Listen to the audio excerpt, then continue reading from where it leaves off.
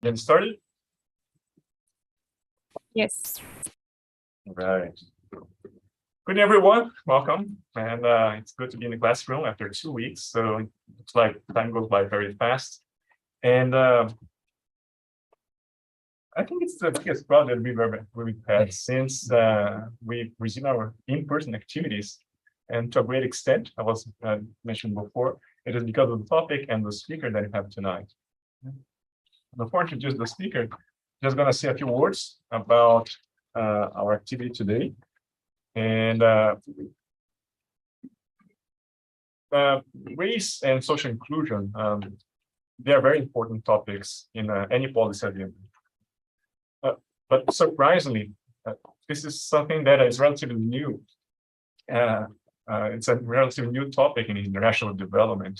And just to give you one example, even in this classroom, we first started having discussions around policy and race on the last 5 years. And to a great extent, there's a reflection of how the policy agenda has evolved globally. Race used to be a topic, a marginal topic in many ways, even though we understand now how important it is. That's also the reason we're having this session is also in response to student demand. And for us, it's very important that the course evolves, our syllabi evolves in response to student interests. And as you can see today, like it's a great validation to and testament to this evolving scenario. But when you think back, it shouldn't be surprising that race played such an important role in international development. Right? And in particular, in the case of Brazil, that hosts the largest Black population outside Africa, right? Where more than half of the population has connections with the African ancestry. And at the same time, it's a country where the income of Black people is 40% lower than the rest of the population. And where it's a country where affirmative action only started to become part of the policies during the Carter administration in the 90s, but more on a larger scale, they were all implemented in this millennium. Right? But things are moving fast, and that's what we're going to be discussing here. And we couldn't have in the classroom a better speaker to address this topic. It's a great pleasure to introduce you Thiago de Souza Amparo. He's a Lemann Public Policy Fellow here at Columbia and a professor at the Law School and International Relations School at the Fundação Getúlio Vargas. He's an expert in constitutional law, public policy, and diversity and anti-discrimination law. He has also worked as a consultant at the Inter-American Development Bank and the Open Society Foundations on racial and LGBTQ discrimination issues, among other organizations. He has served as a Deputy Secretary of Human Rights and Citizenship at the Sao Paulo City Hall. And some of you might recognize him. He is a public advocate and often speaks and writes for large media in Brazil. So without further ado, let me hand over to Thiago. And Thiago, thanks to you for being with us tonight. Thank you very much, Professor. Usually people clap after. Wait for the end of the presentation, if I deserve clapping. Thank you very much for the nice introduction, and thank you very much for everyone who took time to be here. Of course, those that are not obliged to be here. Thank you very much. So the topic, so we arranged that probably first I was supposed to talk for 30 minutes, but I asked for more. So maybe 45 minutes, but I will try to keep probably to 30 minutes or so. And then we can have a nice conversation about various topics. So my main focus here is on presenting some theoretical and also practical information and knowledge about race and social inclusion in Brazil. What I will try to do first,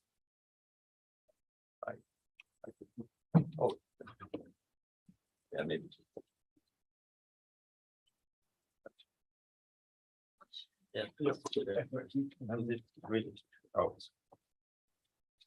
I'll do it from my computer. Let's see if it works.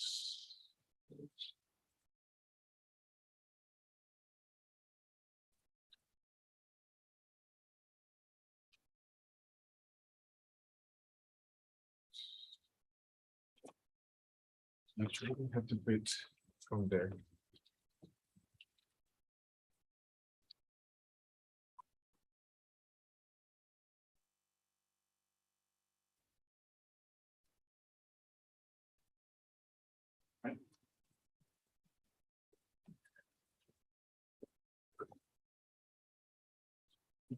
Oh, that's okay.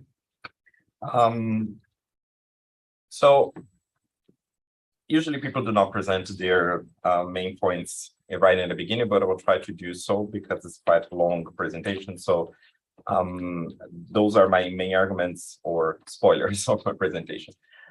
So first of all, the first part, I will try to tackle the issue of whether race matters in terms of public policy. It sounds a very basic question, but as Professor Sidney was saying, it's quite new area of international development, which means that the idea that race matters for public policy has been more acknowledged much more recently than we probably would think it's necessary. So first of all, we have my main point is that the first point is that we have to agree that race, alongside with class, gender, so on, matters, and this is not a trivial thing to acknowledge. And I will try to say why. The second part is to understand that race, although it's a global issue and a global concern in different ways, it has its own particularities and specificities in the context of Brazil. So race matters, but matters specifically in a specific way in Brazil, and which share some commonalities with other places like United States, South Africa, India, and other places that we might think about race in a particular way similar to Brazil, but also there are specificities that we have to look at, and I will try to pinpoint some of them. Third part is that I will try to say that the public policies in the context of Brazil only make sense in terms of race and only came to being because of the social institutional activism of several actors. So it didn't come out of blue, but actually came from specific movements and with specific demands that I will try to pinpoint as well. And fourth, I will try to present some data on affirmative action, and which is a specific public policy that is major concern for Brazil. And fifth, last, I will say some of the future agenda of public policies against racism in the context of Brazil, and also the challenge that we might face. As you can see, it's a lot. Yeah, but I will try to do the best that I can in order to cover it.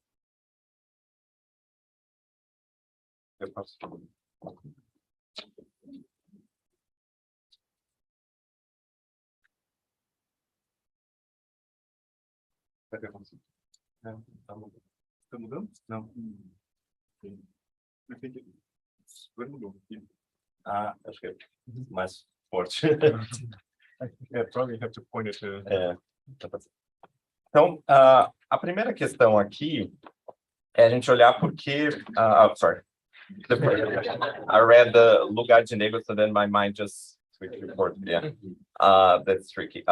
So the first thing that I want to pinpoint, and the first part, remember that the first part I will try to prove that race matters.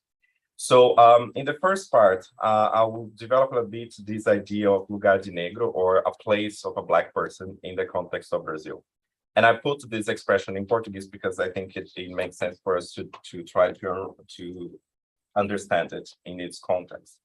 So lugar de negro is one expression that has been used by Leila Gonzalez and also Carlos Hassenberg in a very important book that it has been re-edited in Brazil, republished in Brazil, called Lugar de Negro. And this is an interesting thing because Leila Gonzalez, which is a Black feminist in Brazil, she took this idea of a place of a Black person not as identity perspective, but actually as a structural place in society. And she takes this idea from a comedian Emilio Fernandez, and he has this ironic phrase saying that in Brazil there is no racism because Black people know their place. And she takes this phrase and to develop the idea of a structural place where Black people would exist, and therefore they in that specific place, structural place, we would think that what Black people deserve in terms of housing, in terms of education, in terms of health, in terms of access to any kind of public policy is structure determined by their own race. And she takes this aspect of all places from Aristotle, because she takes this idea of a natural place from Aristotle, the idea that the innermost motionless boundary of what contains is the natural place. I'm not going to Aristotle now, but what she's trying to say is that there is almost some motionless, very hard place to change. That is the place that usually in structural societies, in societies that have a structural racism, reserve that particular social place for Black people. So she said that, for instance, the natural place, a natural quote unquote, the natural place for Black people would be precarious housing, lack access to education, lack access to health, and so on and so forth. And the natural place for a white person will be better housing, nice neighborhoods, access to good public safety and things like this. So she takes this idea because sometimes people in the context of Brazil and other places try to think of Leila Gonzalez as someone who is connected with identity-based groups in Brazil right now. But actually she was not an identitarian as one might think. She was much more considering the structural place of Black people in society. And also she's trying to look at one particular thing that is interesting in the context of Brazil, which is in Brazil, we are constantly struggling with two ideas. One is the conscience of racism, knowing that racism, acknowledge that racism exists. And secondly, the memory of racism. So the acknowledge of the history of racism. And sometimes these two notions do not live together. So she says that it's a place where Brazil is a place where people acknowledge that racism exists in society, but do not acknowledge that actually it plays a role in their daily life. Just to give a very concrete example, there's a famous survey in Brazil when people ask whether they consider themselves as racist, and they say no. The vast majority, more than, I think it was around 80–90% of people said no. And they say, do you know anyone who is a racist? And around 80–90% of people said yes. So it's there's a famous historian in Brazil, Lila Schwartz, she said that Brazil is it's an island of racial democracy surrounded by racists. The idea that you are not racist, you do not play any part in racism, but you know everyone and it's a funny thing about these surveys that people actually upfront were saying, naming people who know that they're racist. So they're not just saying generally people are racist, they say my mother is, my uncle is, and so on. So it's a place where racism is constantly in denial, but at the same time it's being constantly practiced, and that's what Leila Gonzalez is trying to do. And why this is important for public policy? It's important for public policy because by putting race at the center of public policy, it tries at least to structurally unravel and unwrap the inequalities that exist in society, and try to counterattack this idea of denial constantly of the place of racism. Another person who is very important in this role, in this perspective, is Carlos Hassenbach. Actually, he also wrote part of this book with Leila Gonzalez, and he has other books about it. Hassenbach is interesting for us here because his theory is basically to say that the place of racism in Brazil is not only about a legacy of the past. So it's not about more than 300 years of slavery. Of course, it's also about that, but it's about how racism is being reproduced on a daily basis by acts of structural racial discrimination in housing, access to jobs, and so on and so forth. So when we talk about racism here, at least in my presentation, I'm not caring so much about the individual ideas of inequality or identity. What I'm trying to look at are two things. One is the structural place of a Black person in the context of Brazil, on one hand, and why public policy should pay attention to this. And secondly, to look at race not only as a legacy of the past, but actually something that reproduces on the daily basis, as Rosenbaum usually says. And just to give a reference, and I sent the presentation to Professor Sidney, so you can share with you later on. Marcia Lima, who is a professor in Sao Paulo, sociology, and also she studies a lot. She has a lot of her own homework, but also she studies a lot about Rosenbaum, and he has this idea of how inequality reproduces by racial discrimination, and you see that in the reading that we have for today, like the André Salata, the inequalities at the family level, at the educational level, at the job market level, all those inequalities sum up in the structure of what we have now. But when we go back to racism and the legacy of the past, one thing that is interesting is that when we look at the end of slavery, one thing that is interesting in Brazil is that by the end of the slavery, or right before the end of the slavery, what we had is the idea of entrenching value to property, especially land, instead of slaves as persons. So in the 1850, there was a new law about land in Brazil that basically prevented people or made it very difficult for people to acquire the ownership of a land through living on the land. There are two legal categories: whether you can acquire the ownership of a place or by just staying, just living at the place. And why is that so? Because this was already there are a lot of movements and debates about the end of slavery. So the idea was, well, if we are going to end the slavery very soon, and I'm going to lose the property of those slaves, what's the next most valuable thing? Land.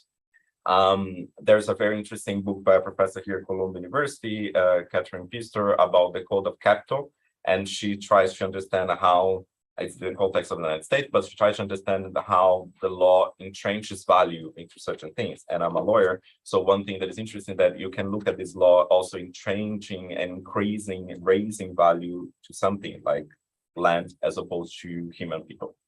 And also slaves is what is interesting here is that by the end of the slavery, what we had is that a massive amount of people continuing as informal workers and living in precarious situations as they were before. There were a lot of cases of illegal slavery in the context of Brazil. There are books about that.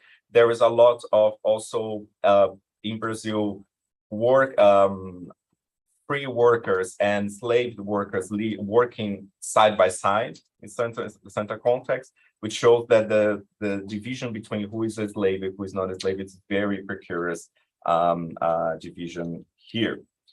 So by the end of the slavery, what happened is that a lot of there is even a famous a letter by one of the slave owners in Brazil that Linda Schwartz also talks about in her book on Brazil, a biography. She quotes this in saying that this famous slave owner, he wrote something like this: "Let the slaves celebrate the end of abolition of slavery, because tomorrow they're going to return to the farms."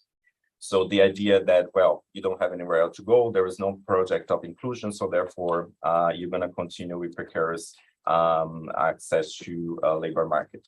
And also the labor market with the with the history of whitening of the population and in fostering European immigration, also helping the inclusion of those people who are not considered as equal in society. I'm still in the introduction and it's 15 minutes, but let's see.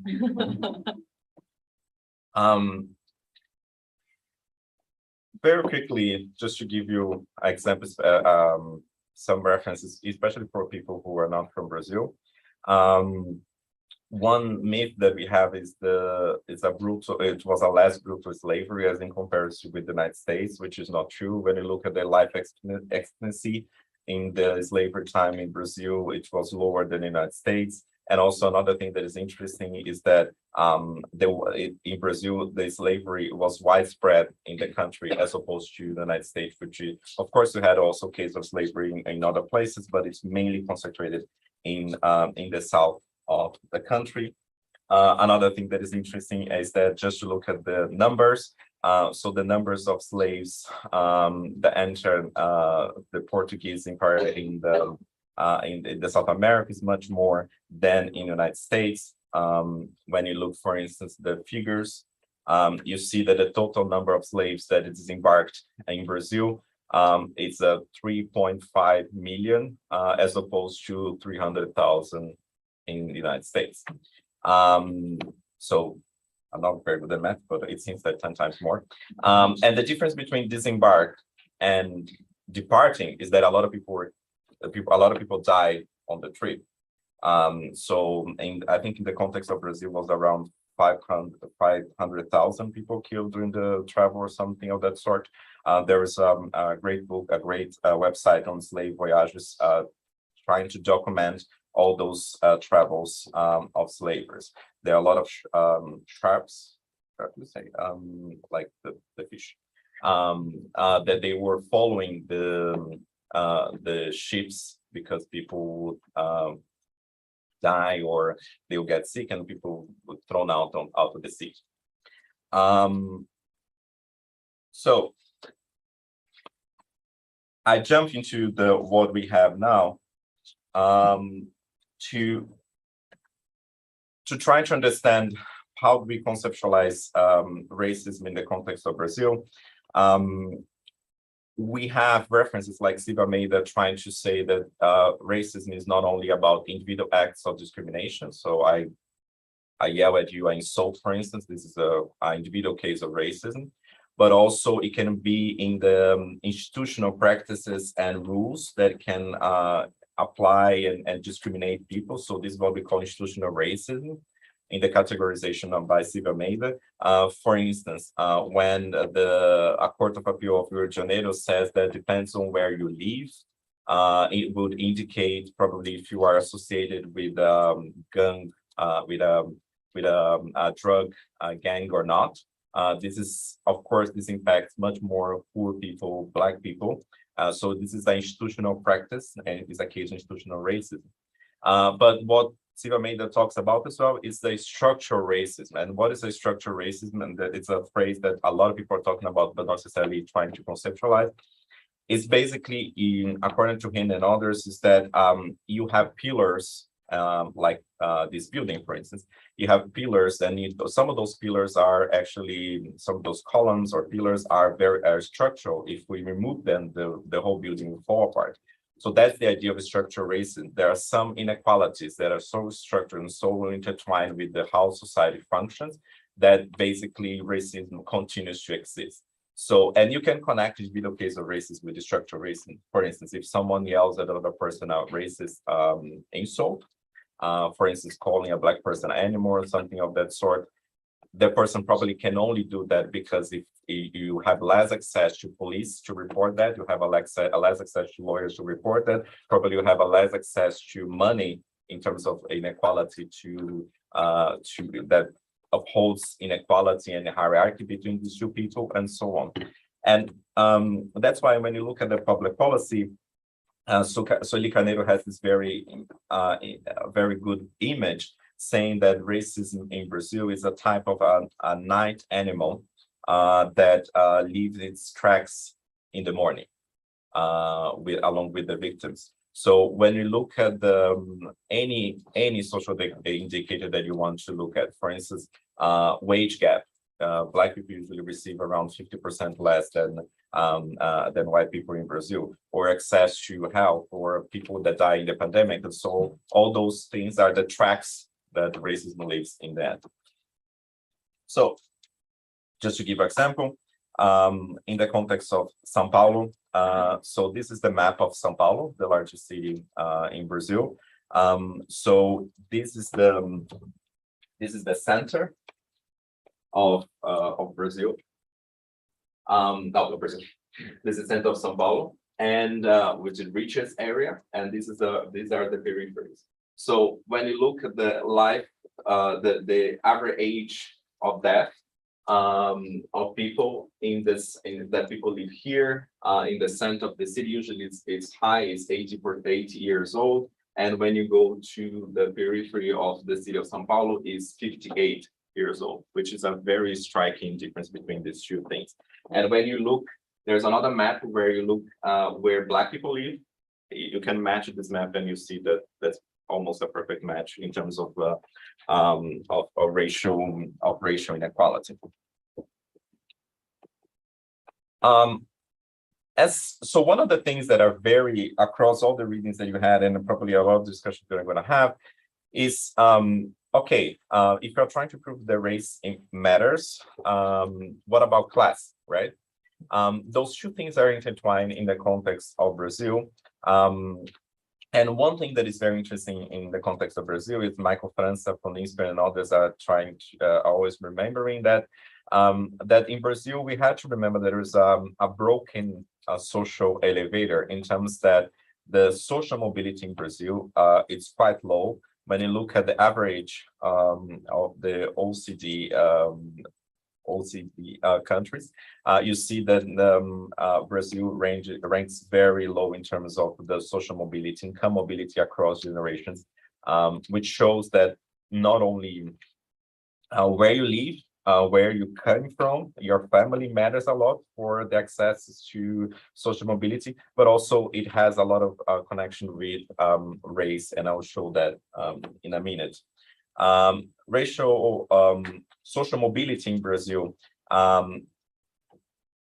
is not colorblind, in a way that data that we have shows that the people, Black people in Brazil, and by Black people I mean pretos, a dark-skinned Black person, and pardo, a mixed race person. These two categories are combined in the census to mean Black. This category usually has less access to social mobility, and even to maintain their social status once they are managed to have social mobility, in comparison with white people, which shows that race matters a lot, but class matters a lot, but race also plays an important role, and alongside with gender and other roles and other aspects that we have to bear in mind.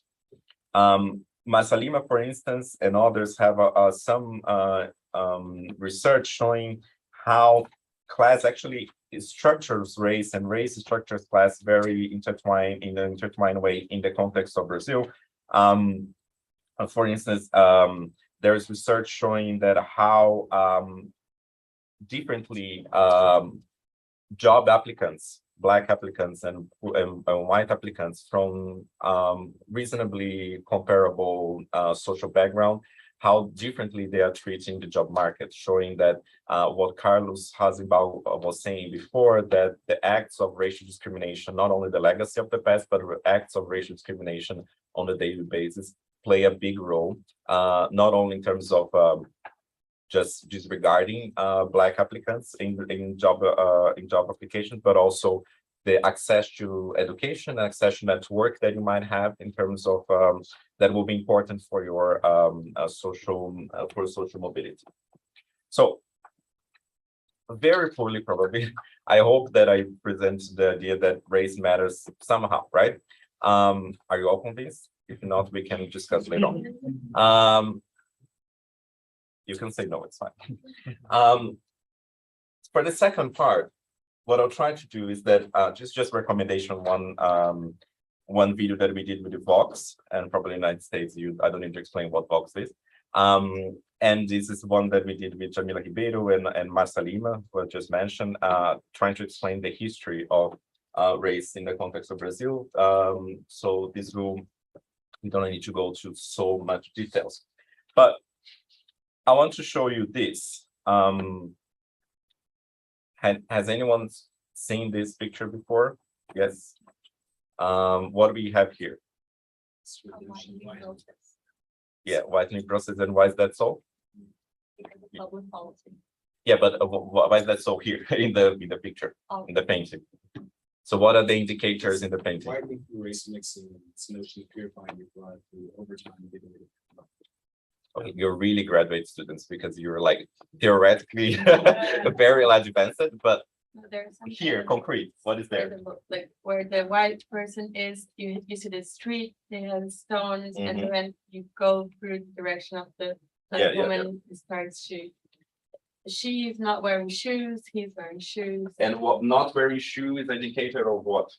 Like, Slavery. So it's indicator of slavery, and then you have as what's your name? Thais. Thais. So the what that is very very nicely is that you have this different ground here. So you have a more concrete here, and you have like barefoot on earth here, and then here in the middle, right? Another indicator is that you have the, so this is the grandmother, this is the husband, this is the wife, and this is the son. So you have the grandmother, the black grandmother, thanking God for having a white grandson. And then you have what in Brazil would call pardo, which is this mixed race, but it's still treated as black in the context of Brazil. Here also kind of a thanking and heaven for that, and also she's in the middle of these two perspectives.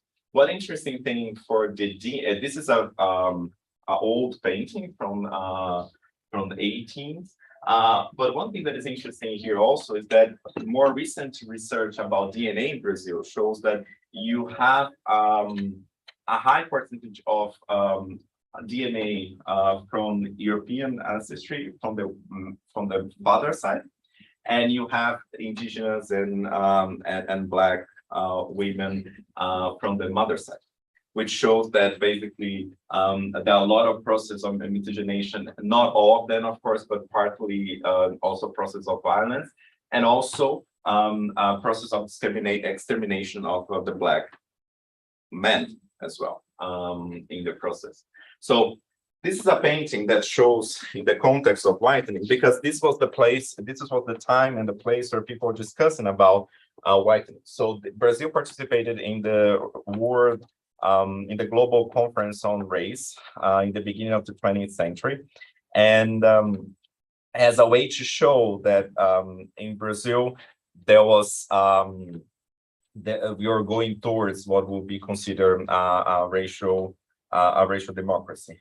I'm not going to go into detail because racial democracy is also a tricky term, and we can go in the Q&A about that. For instance, in the part of the 20th century, some of the black movements were using racial democracy as a slogan, which is very odd for our ears now, because usually racial democracy is treated as something very bad in the public discourse now, and it is. But we have to understand the history of also the term racial democracy. But what we have very fast is that we have in Brazil several theories about race. One is this idea of the racial inferiority, and the idea that black people would be biologically inferior to white people. And of course, this is absurd, but there are they were framed sometimes as a biological and medical. Oh wow. Yeah, because there's a timer for like. Thank you. A dramatic moment. I said whitening, and then so this idea of it was framed as a biological, medical argument of racial inferiority, the size of the brain, and things like this. And then switching with the end of the slavery, one of the things that was really concerned in Brazil was this idea of whitening the population, meaning that if we are never going to be able to be the discourse then was basically saying that especially the in Brazil was the idea that we should encourage migration from Europe because the Brazil will never be able to be a socially, economically developed country with such a mixed and Black population. We have to understand that, first of all, this is absurd, of course, but one thing that we have to understand that, especially for the students of that are studying public administration, public policy, and so on, we have to understand that absurd things like this, they are framed sometimes as a public policy goals. So we will never be able to be, if I say that we'll never be able to be a fully developed country if we do not have more white people in the population. If we say that in a way that it's just saying, well, you know, Europeans are more, they are more developed in terms of social skin, in terms of job skills, in order to do the job, and so therefore we will have better farms and whatnot if we have that.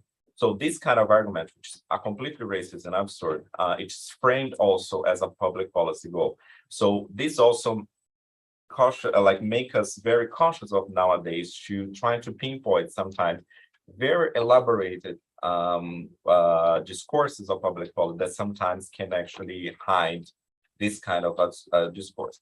And sometimes the racism is not as explicit as this argument of whitening the population. Another argument that we have in Brazil, the racial theorists should understand, is the idea of racial harmony, saying that, well, because everyone is from everywhere, so we do not actually have racism. One interesting very famous feminist author, Sueli Caneiro, she says that once she was asked how do you know whether a mixed race person is a white person or is a pardo person in the context of Brazil? And she gave this very blunt answer saying, ask the police. Why is that so? Because when you look at the data of killings by police, the number of dark-skinned Black people, and mixed race Black people in Brazil, they are very much similar to each other in terms of a killing by the police, as opposed to white people being killed by the police.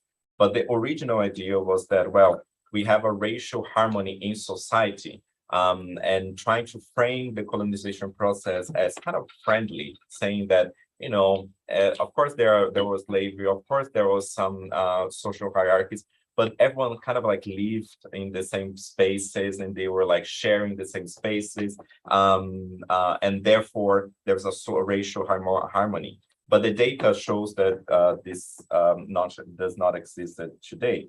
And finally, one example of supposedly colorblind, but it's not colorblind, idea of racial theory is the idea of meritocracy, meaning that, well, the inequality that we have today is because the best ones arrive there, and to be the best one is regardless of your race, gender, and so on, which is not true, because we know that to get there, whatever there is, actually is very much intertwined with race, class, and so on.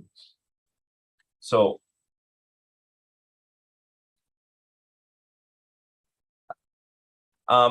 another myth is that we do not have a Jim Crow, let me just rephrase that. Another myth is that because we do not have a Jim Crow, meaning that segregation policies and segregation laws in itself, we did not have racism. This is one thing that is constantly said about the context of Brazil. One interesting author about that is Tania Hernandez, who is from the Fordham University here in New York. She studies very much Latin America and United States. And one thing that is interesting is that this argument, first of all, is used usually to say that Latin America is kind of racially innocent as opposed to the United States, meaning, okay, United States and apartheid South Africa is one thing, but Brazil is a different thing. So this is a very, and what she said that these pictures are very wrong idea of the United States and of Brazil, because it does not go into deep what actually how the society in Brazil was very much structured along racial and class lines. Also, it does not show how in the United States, even when you did not have the Jim Crow laws, you still had a lot of racial hierarchies along different lines. And so this, and also you can find it, and the book of Determinants mentions that you can find also very much examples of cases where back then, but it's still today's cases where people would not be accepted in the job market. For instance, Black people not be accepted in the job market. So there are cases of advertisements for nannies and things like this, not accepting Black people. But the important thing is that to understand how, even if you do not have an official segregation policy, you do have by public policies and by racial discrimination on a daily basis, you have a lot of the idea of the place of a Black person, as we are talking about with Lelia Gonzalez. One interesting thing is that Brazilians are recognizing themselves as Black people more and more. So the self-identification of Black people is much more, is increasing in the context of Brazil, partly because people are recognizing the role of racism in their own life, and they're recognizing they are treated as Black people by others. And also, it's part of the social movement also of bringing racial conscience in the context of Brazil. And you see, so people who are self-declared as Black people and as part of this mixed race of people, they are majority of the country in a majority number, but they vary differently in different states. So for instance, in Bahia is a larger proportion, in Sao Paulo also large because of large population, but when you go to the south is lower. But what interesting thing is that inequality is consistent. So if you're, whether you are in Bahia or you are in the south of Brazil, even if you have less Black people, they're also part of all the it's very clear the inequality going on. And so just to give an example, the people who are Pardo, who supposedly would enjoy the privilege of whiteness, this is not what happens. So they have also the average of less average salary than income than white people. They are killed by the police at a higher rate than white people and much closer to Black people. And they were also enslaved. Pardo people, they are also enslaved in contracts in the context of Brazil. So they are the Pardo people, the mixed race people, they were among the free and among the enslaved in the context of Brazil. Another myth that we have in Brazil is that we think that Black people would that the racial violence is much less than a place like the United States, which is not true. So for instance, the killing of people by police in the United States, around 1,000 people killed by police per year.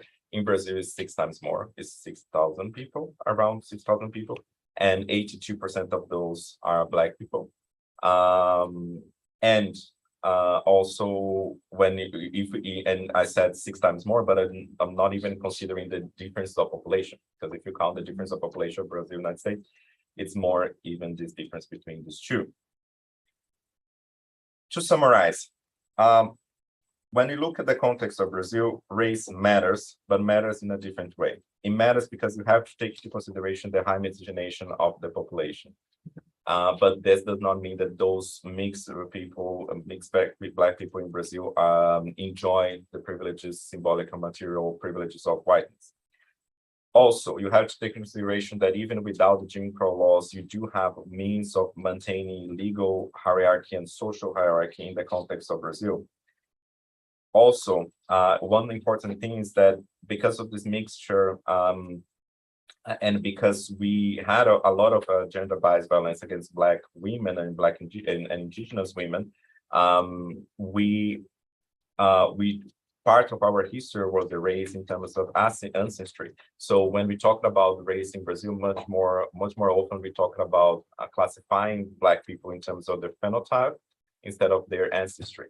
And partly because of a lot of Black people don't even know where they came from because of the erasure of their own history. And it's a key issue because it's a very it's spread out throughout the country, the history of slavery, as opposed to United States. And also because, as Flores and Fernando would say, that we have a prejudice of having prejudice. So we try to say that we do not have prejudice, as the example was saying that no one is Black, no one is racist in Brazil, but everyone is racist in Brazil. Just one example. So this is one advertisement of NGOs in Brazil in the census in 2010, saying that don't let your color pass in white. This is expression. So passar em branco means like leave it like this, you know. So for instance, if I do not celebrate my birthday, if I do not make a party on my birthday, it's like a passar em branco. So I just leave it like this. And this expression, this is a joke with branco meaning white. So basically this saying that do not let your color not be acknowledged in the census. That's what it means. But it's playing with the branco to make an incentive for Black people to say that they are Black people in the census, and this is actually increasing in all the data that we have. And also, it's interesting that below it's saying respond to the census with good sense. So that's a joke with the census and sense. I'll try to be very brief here because I'm running out of time. But one interesting thing about the context in Brazil is that also race is an important factor in terms of the construction of the idea of a nation. You know, nation as an imaginary community. In these imaginary communities, a lot of times there was this idea of the myth of three races. So indigenous people, indigenous Black people, white people, and people that migrated from Asia. They were like rivers coming together and composing the population in a harmonious way. So that's one of the ideas that we see very repeatedly in the public discourse in the context of Brazil, disregarding, of course, all the data that we have on discrimination. And the classification of Black people is very interesting. So in the one research during dictatorship, there was no fixed category of race. So they were asked, so tell your race. And then people would just say something.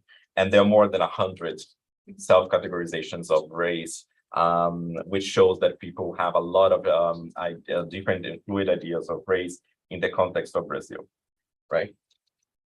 So I need more 7 minutes because DJ is impatiently looking at my so I try to say that first, the race matters, and second, that it matters in a different way. Often, when there was when there was protests of Black Lives Matter in Brazil, in the United States, people in Brazil were asking me, how does Black Lives Matter affect Brazil, or do you think it started a movement of racial inequality, fight against racial inequality in the context of Brazil? I'm like, open a history book, because not only because to understand the history of Brazil, but also understand that race matters in a different way. So I spoke like for 10-15 minutes on the last part, and of course I could go on and on, but the main idea is that race matters, but in a very specific way, and with the specifics in the context of Brazil, with the mixing and all the racial democracy and a lot of categories that we just went through. So we have to bear that in mind in order to understand the next part, which is why we have public policies in relation to that.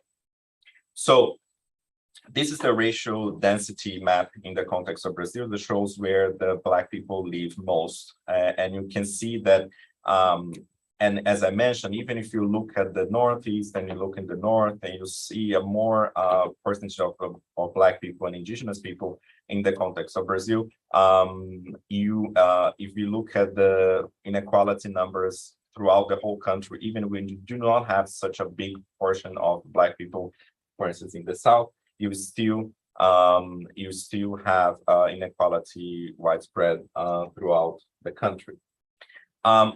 One important thing to bear in mind is that we only have racial policies on racism because of Black movements that push that forward. And one of the core and very concrete examples of more recent days is the Black Coalitions for Rights, which is our largest civil rights group in Brazil because it's composed of several other groups.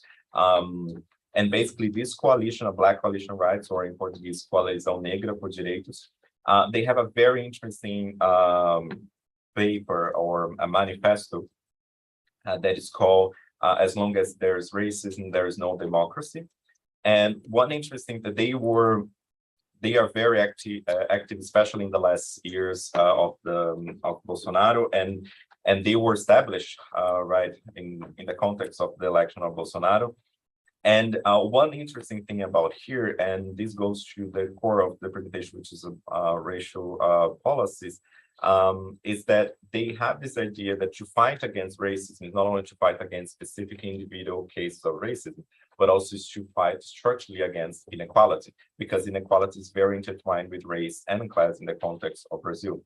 So this is a lot of words, but this is basically like some of the one part of this manifesto when they talk about redistribution of income, work, health, land, and so on, as part of their agenda to combat race. So to combat racism is also to combat inequality in a more structural way, and that's very clear. And also one thing that they talk about a lot, and this is very constantly in the debate in Brazil, is this idea of necropolitics. And of course, it's a complex term, but basically the ways in which the Black bodies are governed, especially towards death and also subjection to conditions, degrading conditions.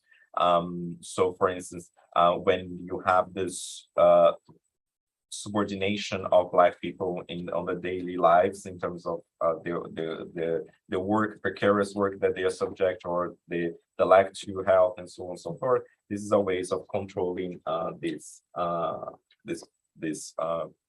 of the population. One key aspect that we had to bear in mind is that when we talk about mobilization in Brazil, there are several. The Black movements in Brazil is not from today. Actually, it dates even during the slavery. A lot of movements and the protests were happening during the slavery. There was quilombos. There was this civil military resistance to slavery and so on in its various forms. But more recently, when we look at the democracy in Brazil, especially from 1988 onwards, we have what the literature calls institutional activism, meaning that not only protesting against racism, but demanding specific things, specific policies from the state. So, and also working inside of the state and with the state and directing the attention at the state. So that's what we call an institutional activism.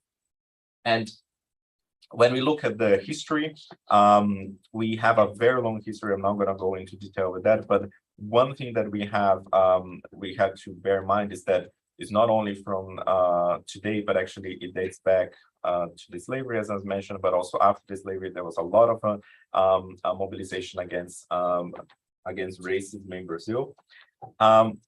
But specifically, when you look at after the constitution, in the end of the dictatorship, we already had a lot of protests against racism in Brazil, even during dictatorship.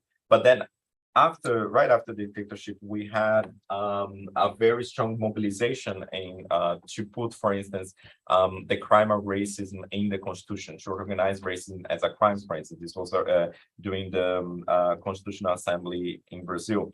And there was a lot of international mobilization as well with the Durban Conference in 2001 that Brazil was a major part, and also the largest delegation was from Brazil. And institutionally, one of the core aspects here is from 2003, when there was a creation of one secretariat with the level of ministry that later on became a ministry that for the first time managed to put together in one place all the demands for public policies in the context of Brazil. And later on, in 2009, there was a national plan. In 2010, a law on racial equality.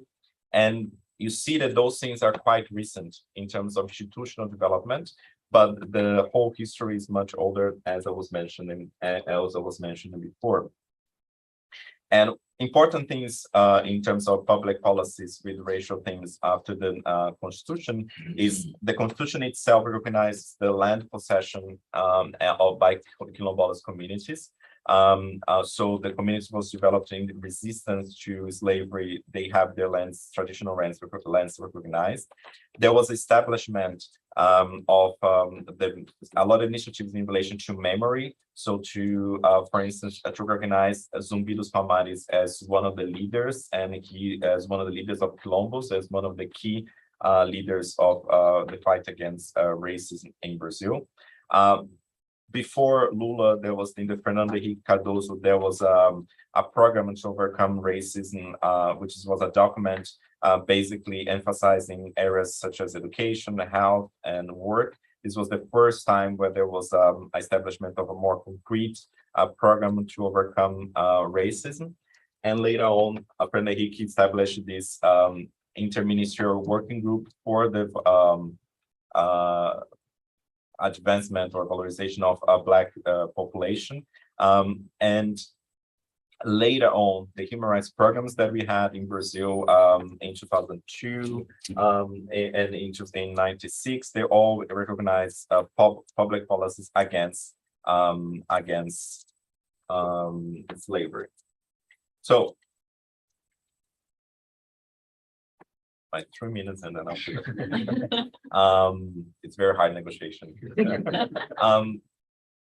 So I'll give you, of course, you have access to this, and if you want to know more about this, but the whole story, the overall story, is basically to say that the issue of race and racism in Brazil is much older than the recognition as public policy.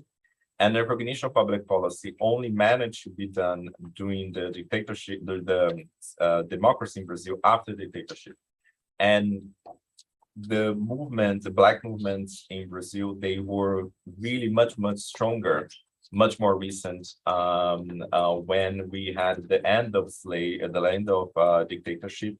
And by the end of the dictatorship, we had a very strong mobilization to kind of restart or restrain the social movements of Black people by the end of dictatorship in the 70s, in the early 80s, and then but the concrete mobilization institutional at the state, at the federal level, was only by mid-90s, 2000s that we actually had the recognition of public policies on race oriented.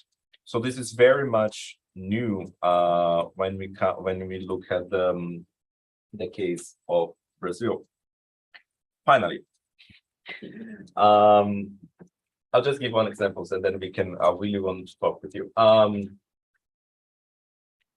I like this picture because it's very telling. It tells a lot.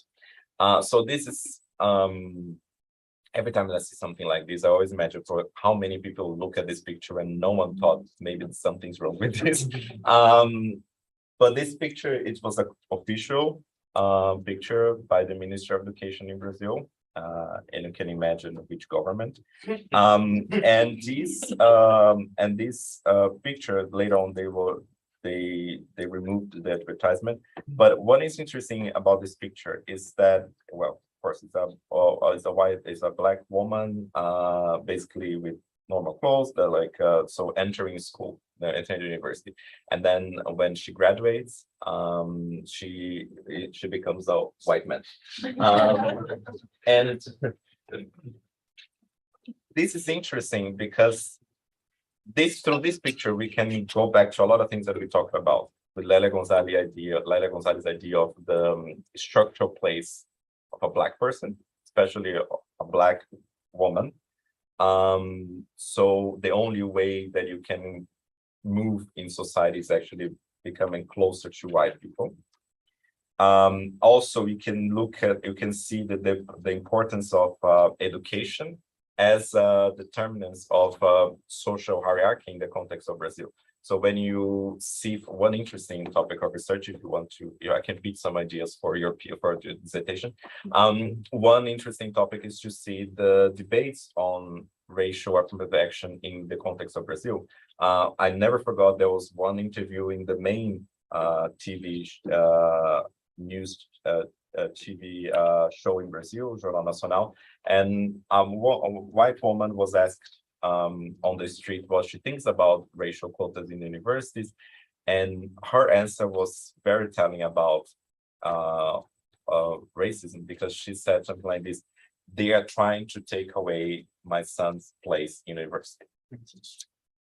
And then when we try to unwrap what she actually means by that, first you mean that that place in public policy, which is a public university, she owns. So this tells a lot about whiteness as ownership. Secondly, it tells a lot about how people get very angry at these social mobility. So you have a lot of those debates, for instance, when you had a law recognizing the rights of women that work, the domestic workers, for instance. And people were saying, "Oh, the state is trying to invade my home." No, it's like a work relationship. But that's the tendency of seeing that domestic worker as your property because of slavery. So you see that this is very telling, because it tells a lot about how public policies can shake those structures, and it's very hard, but it can actually shake and change those structures. I'll say 2 more minutes, and then we can go to the discussion.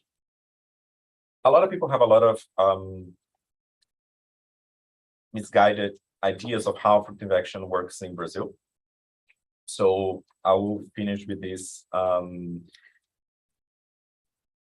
Affirmative action in Brazil combines class and race. Racial quotas in the universities in Brazil are a subset of quotas. So you take, for instance, that you have the general vacancy 50% of this is the federal law. So the federal universities you have, the state universities can vary, depends on a different system, but the federal law is basically that you have the general vacancies in the universities, which is the general population. No, Siri.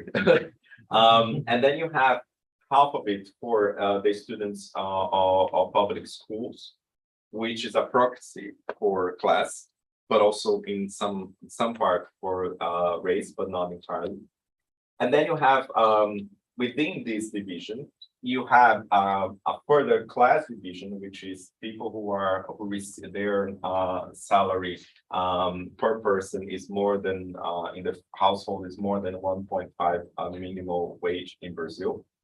And you have part of it for this, and then within this class and wage income category, you have the subdivision of Black and white people and indigenous people and people with disabilities. So when people usually say that they are against affirmative action, usually they say that, well, what about poor white people? Poor white people that went to public school, they have access actually to the affirmative action. Because they can run for a vacancy, they can apply for a vacancy in the university as a public school, and even with the subset of the wage category. Or they say, oh, we are only going to accept Black people, regardless of their knowledge or their racial or their class background, which is not true because they are the subset of this category, and this category is subset of this category of going to public school. For instance, I self-identify as a Black person in Brazil. I never attended a public school, so I'll never be able to, at the federal level, not be able to be part of this program, even though I self-identify as a Black person. It's very complicated because it goes, this is a federal mechanism, but also it can goes, it's very different at the state level, but usually you have a combination of race and a combination of public school, attending public school, and a combination of wage. Why is that important? Because you have to understand that in the context of Brazil, the best universities are usually the public universities. Which is very striking for you. You know, the university people do not pay for it. And they are the best universities usually. And the public schools usually are not the best ones, although they are, of course, are very good public schools. But usually they are not the best ones in comparison with the private schools, which means that usually before quotas, what would you have a public policy of funding rich students that went to private schools to go to public schools. So that basically the public university was composed of a lot of people that attended the private schools. And the people who the state were funding throughout the whole time at the lower levels of education, they were not enjoying the privilege of going to university. So therefore, it changed a lot. That's one of the key points, that it changed a lot, not only the structure of the society, but it changed a lot how we perceive what is public policy and for whom this public policy should be designed. And now when you have the majority of the seats, there are a lot of variations in terms of which course you're talking about, but overall is that you have the majority of the seats in the universities are for Black people, are filling with Black people in Brazil, which changed a lot the face of the schools, of the universities. But not only that, it's one of the key issues that has been discussed in Brazil, because it really changes or challenges one perception about the places where people belong. And one of the key points of social mobility in Brazil is education. It's very common that the common life that of people or Black people who attended schools, attended universities, is the person is the first one in their family to attend that university, or at maximum the second person to attend a university, which shows that you are really trying to fix that broken social elevator that we are talking about in the beginning. And therefore, that's why there are a lot of challenge to this idea of inequality. And this is when you go up in the income, and you see the Black people and the white people. So the yellow one is the Black indigenous people. The green one is the white people, and together aggregated is the purple one. So you see that this is the grading in the national exam, and you see that you continue to have inequality at all levels of class, which class does not solve everything. So you can increase the hierarchy in terms of class, but you still have inequality. But you see that inequality is not that, it's kind of the same, which means that the affirmative action is in the end of the day, it's a very subtle way to put the best students, the best Black indigenous students in the university that otherwise they will not be able to attend, because the difference between the gradings are very low, whether you're in or we're out. So it's basically just very in a subtle way trying to fix that problem. So when people say that it's a revolutionary policy and so on, it's in a way it is a revolutionary, but also it's very interesting to see how this is done by a very complicated, but in very subtle way of pushing people upwards, but not because they are not competent enough, but because the data shows otherwise. They have very good grades, even more than the students that are not part of the affirmative action program, but because of a lot of conditions such as family, networks, time available to study, and other things that are important in the data that we studied. I'm gonna stop here before Stephen kills me. I have a lot of things else to do, but to present, but I'll leave it like this to have a conversation. Thank you very much, and sorry for being that long. Yeah, I think the biggest challenge for us here is that such an important theme, and there are so many nuances for us to discuss. And what Thiago did was fantastic in providing us with a lot of food for thought for our discussion.